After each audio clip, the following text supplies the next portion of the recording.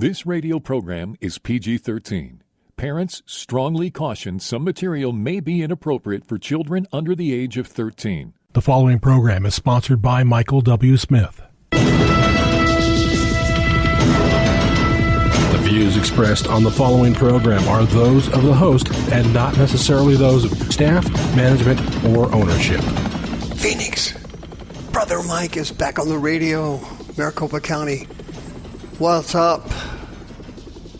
Welcome to the program. Welcome to Filthy Fridays on HardcoreChristianity.com. Today's Bible study, the Epstein murders. Wow, today on Hardcore. Listen, let's keep this show between ourselves, shall we? Yeah, don't call anybody and tell them the radio program's on. This one's a little bit too touchy. Keep this in-house. Thank you for your donations, your time, and your energy, and your faith in our program. Been on the air now for over 23 years. Thanks to you. Hardcore Christianity is the website. If you go there, you'll see all of our ministry services. HardcoreChristianity.com. You'll notice we have 2 live services every week, Thursday and Fridays, 7 p.m. We have 4 Zoom services per week, Monday, Wednesdays, Saturdays, and Sunday evenings. My podcast is on every Sunday morning at 9 o'clock. Our Children's Deliverance Services in May is on the 10th, Saturday the 10th at 10 a.m. Please bring your children for prayer and deliverance. May God bless you. Please remember, our revival is at the end of the month of May. The revival, first one I've had in 20 years. The revival at the end of May. Please don't miss it. The Epstein suicides. You remember all this, don't you? Of course you do. Jeffrey Epstein was arrested and accused of trafficking young girls, minors, for sex. And they put him in jail. They sure did, in a maximum security jail in New York. And son of a gun, if the guy didn't commit suicide. Can you imagine that? How could that be? He had a bed that was 4 foot tall. He was about 6 foot tall. And he hung himself on a 4 foot tall bed. Well, isn't that something? My goodness. Incredulously and miraculously and supernaturally, and my goodness, it's like a normal thing, I guess, in that jail. None of the video cameras were working inside his cell or outside his cell at the time of the quote-unquote suicide. In addition, the 2 guards that were assigned to the area to check on him were, I guess, at the cafeteria having pizza at the time the suicide happened. My goodness, now how can that be? What a strange coincidence that was. Not. This guy knew too much. He had too many Hollywood celebrities, too many Wall Street executives, too many politicians. He had too many attorneys taken out to Epstein Island. All of them are a bunch of marauding sex perverts. He had the list and videotapes on all of them. He videotaped all the sex on Epstein Island. And guess what? There wasn't any way in the world this guy was going to be allowed to live.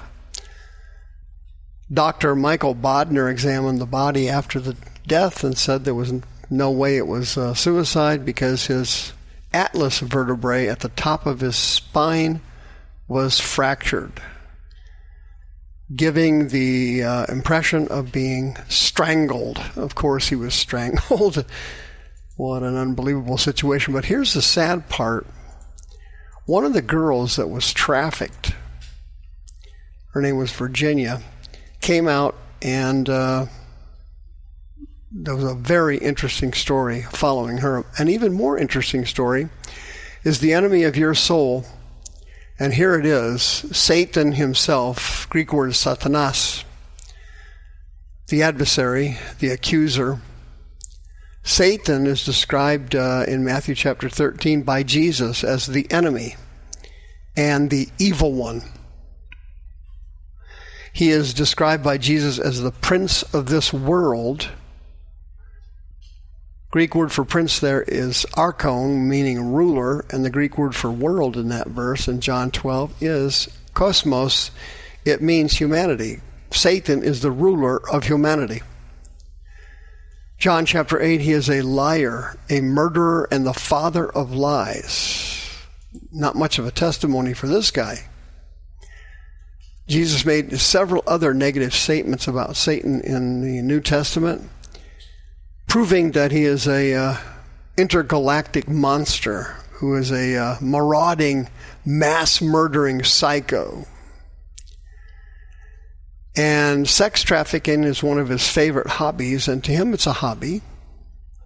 War is his favorite thing because he collects more souls during war and damns them to hell than any other behavior. But sex trafficking is one of his favorite hobbies. And a young girl named Virginia Giuffre was sex trafficked by Epstein, and when he was charged in 2019 with sex trafficking, she was one of the number one proponents speaking out, explaining what Epstein had done, and Ghislaine Maxwell, who's currently serving a prison term, a long one, for sex trafficking and setting up girls for Epstein. She also was a monstrous sexual pervert. Well, anyway, this Virginia girl claimed that Maxwell had set her up with Prince Andrew. Prince Andrew denied ever knowing Epstein or ever knowing her until a photograph popped up later showing he and Virginia in the picture. And of course, that was the end of Prince Andrew. Queen Elizabeth II got a hold of him.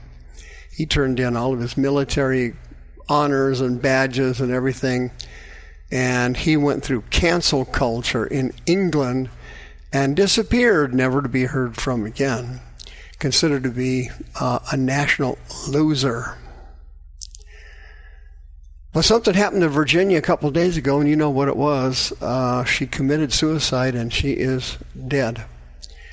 Very tragic story for this young girl. 3 weeks ago, believe it or not, she was in a car-bus accident. A school bus hit her. I guess she left-turned in front of one of them and got broadsided, but according to the police, there were no injuries. According to the parents, there were no injuries. Nothing significant physically happened to Virginia, but later on an Instagram post, she said she had been severely injured in the accident and only had 4 days to live and was suffering from renal failure.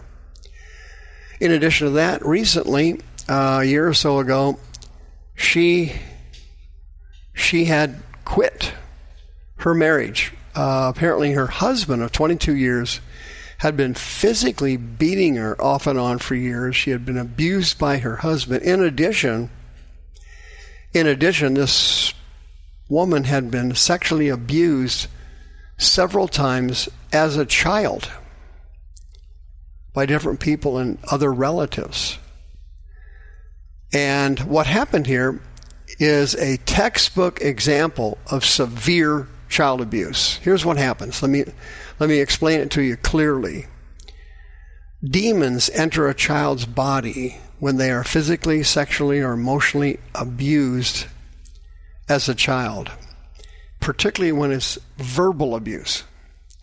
This demon enters the child. It's called the demon of rejection. And this demon starts to take over the child's personality and take over their mind, and they teach the child to hate themselves and see themselves as low rent and with monstrous low self-esteem. And this is what happened to her when she was sexually abused as a child. And then later on, she got married and had 3 kids to a wife abuser.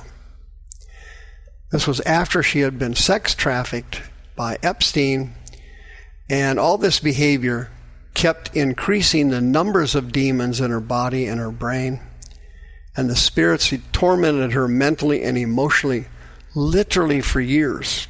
They would not back off of her, and the way they treated her was exactly the way Jesus described Satan in John chapter 8. He is a liar, a murderer, and the father of lies. He is the ruler of humanity. John chapter 12. This is exactly what Satan did to her. He tortured her literally forever. Then, on top of that, she got in a bus accident, got divorced, and have you ever noticed that when Satan puts a curse on somebody's life, everything seems to cave in all at once at times? And that's by design. The demons do that. They launch attacks, and they have multiple areas that they hit. And this poor girl suffered all of them. Child abuse, sex trafficking. Can you imagine it? Spousal battery. She had a restraining order on her husband. She got 3 kids, and all 3 of those kids will end up with demons, because the demons simply leave the parents and they go right to the children. My guess is that those 3 children will end up mentally and emotionally dysfunctional, because they will have picked up spirits from their dysfunctional family, from Virginia and her abusive husband. This is what the devil does. He launches attacks mostly at children. Those are his favorite attacks, because they are defenseless. The parents are supposed to help them, and they don't. So children are easy pickings. And on May 10th, if you have a child that was abused that you adopted, you need to bring them to the service at 10 o'clock on May 10th, Saturday, for prayer, because when you adopted that child, you also adopted the child's demons from the family tree. And the child is now, after you've had him or her for several years, starting to exhibit emotional deficits such as temper, rage, anger, disobedience, rebellion. You're starting to see it in your children, and this poor girl, Virginia, had experienced it in spades, and she had been tormented her entire life. If you had a horrible life like Virginia, 602-636-5800, I have seen hundreds of women healed and delivered from child abuse, sexual abuse, sex trafficking, and mental illnesses associated with it. Virginia had chronic severe depression and anxiety from her life of abuse, having one abusive man after the other. Have you had one abusive man after the other? Are you a spouse that's been abused or attacked by the devil, the liar and the murderer? If so, you can be healed. 602-636-5800. See you next time. The views expressed on this program are those of the host and not necessarily those of staff, management, or ownership. This program was sponsored by Michael W. Smith.